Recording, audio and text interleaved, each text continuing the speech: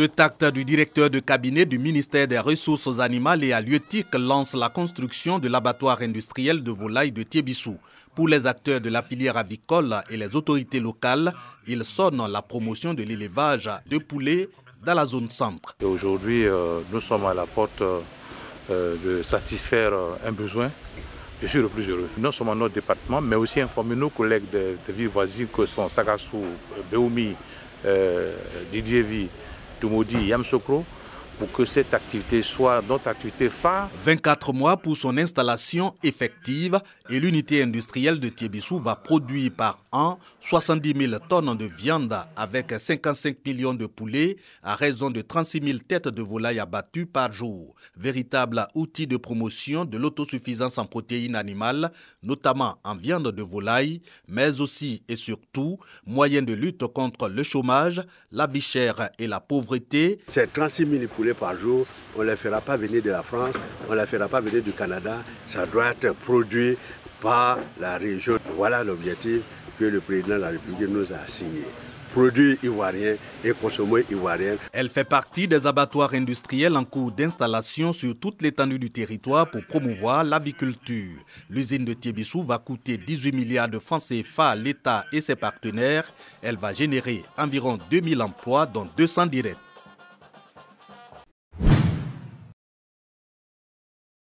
On trace l'oblique, le trait oblique, on ajoute le rond et on ajoute la canon 2. La scène se passe dans une salle de classe à l'école primaire de Farako, village de la sous-préfecture de Nassien. Ce matin, l'activité porte sur la formation des lettres de l'alphabet.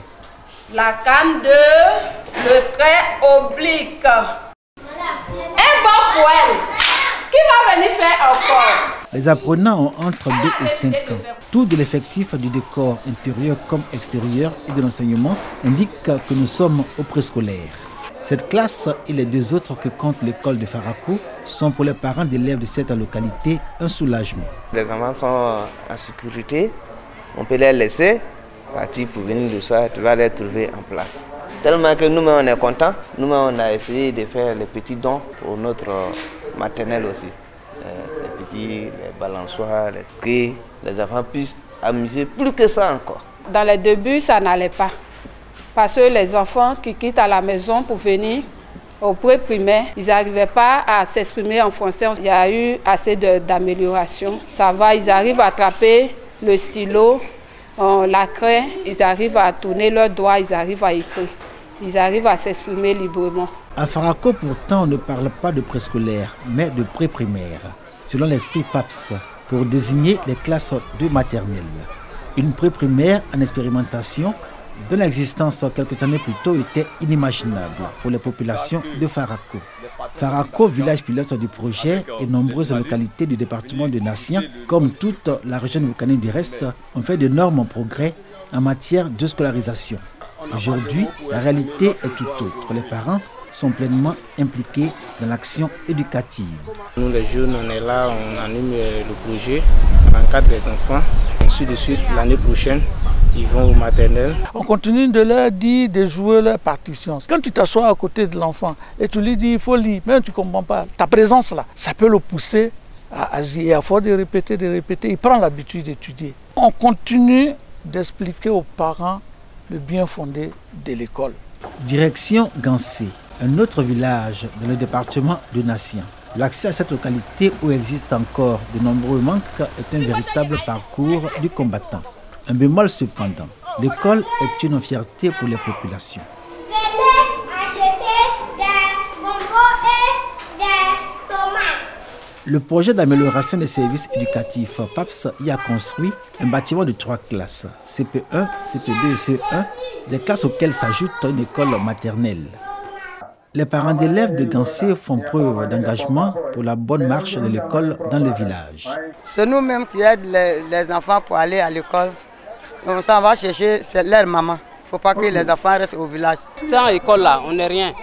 Nos enfants doivent partir à l'école. Voilà, donc c'est pourquoi on est mobilisé pour travailler là, pour que nos enfants puissent trouver des places demain.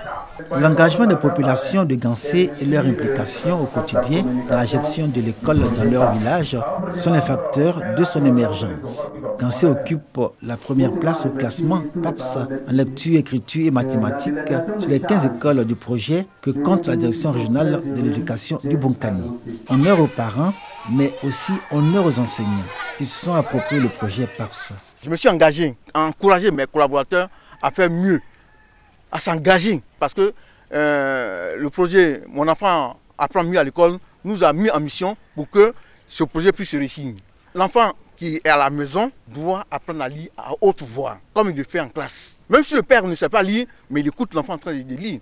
Et toujours, chaque jour, quotidiennement, l'enfant vient de lire. Le projet PAPS, dans son approche, permet un meilleur apprentissage de l'enfant, autant mathématiques qu'en lecture-écriture. Il y a aussi les feux de mousse. Bientôt, les villageois mettront fin à cette pratique. J'apprécie le nouveau système PAPS. Autrefois, les enfants ne savent pas lire ni écrire. Mais avec ce nouveau système, aujourd'hui, les enfants arrivent à écrire et à lire correctement. Aujourd'hui, on part de la lettre son pour arriver au mot-clé, ainsi de suite. On fait une lecture syllabique. Ça a permis beaucoup d'avoir un grand nombre d'élèves qui savent lire. Il y a des techniques que le projet a envoyées qui permettent aux enfants de calculer plus facilement. L'année dernière déjà, l'école primaire de Gansé avait été classée 2e au plan régional. Le résultat de l'abnégation au travail des enseignants, motivés par la chaîne d'encadrement et à cœur d'amener les enfants à un apprentissage rapide, sanctionnés par leur parfaite maîtrise des mathématiques et de la lecture-écriture, respectivement par les méthodes du déchiffrable et du décodable. Nos enfants, hier, quand ils venaient au CP1, même bonjour, c'était quand même difficile. Il y a des enfants qui nous viennent de la maternelle, ils savent compter de 1 jusqu'à 20, 30, 40, 50. Et je pense que c'est là vraiment nous aide. Et puis, quand ils viennent, ils sont très éveillés. Et un enfant qui est éveillé, c'est le premier facteur d'apprentissage. Et je crois que tout ça aussi a contribué à notre sort. Gansé, un an auparavant, était 2e. Gansé a progressé. Cette année, Gansé occupe la première place.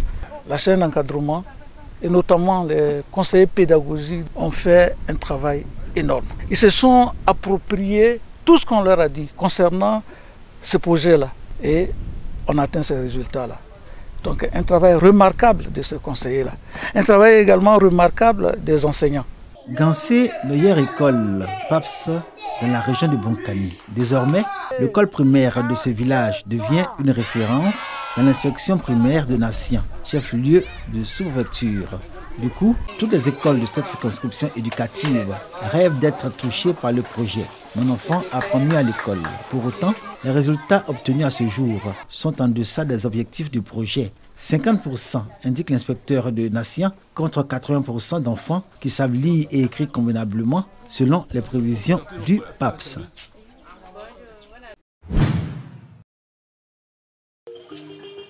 Renforcer les liens de fraternité, de solidarité et de paix entre les membres de la communauté Minyaka pour contribuer au développement du pays d'accueil à travers la promotion de leur patrimoine culturel. Tels sont les objectifs du peuple Minyaka vivant en Côte d'Ivoire. Pour relever ce défi, les membres de cette communauté se sont réunis au sein de l'UMASI, Union des Minyaka et Amis de Côte d'Ivoire.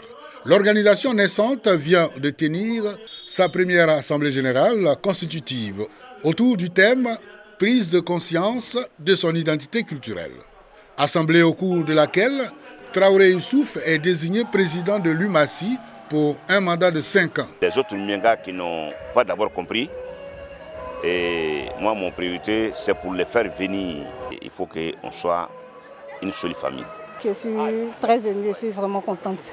On a mis notre président aujourd'hui et on espère qu'il va nous aider à améliorer tout ce qu'on a comme petits soucis dans notre communauté. Parrain de cette cérémonie, le représentant du directeur général de la RTI a traduit le soutien et l'engagement de Fosseni Dambélé à accompagner l'UMASI dans ses actions sociales et de développement. Le directeur général de la RTI, qui est un homme d'abord de culture, m'a demandé de livrer aux différents acteurs de l'Union des Minyakans et Amis de Côte d'Ivoire son soutien d'abord ces encouragements et les amener à persévérer dans cette voie, celle du renforcement de la cohésion sociale et militer davantage pour une paix durable en Côte d'Ivoire.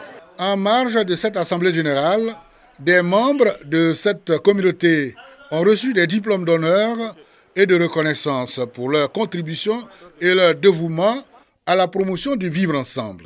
Le bureau exécutif national de l'UMACI compte 15 membres.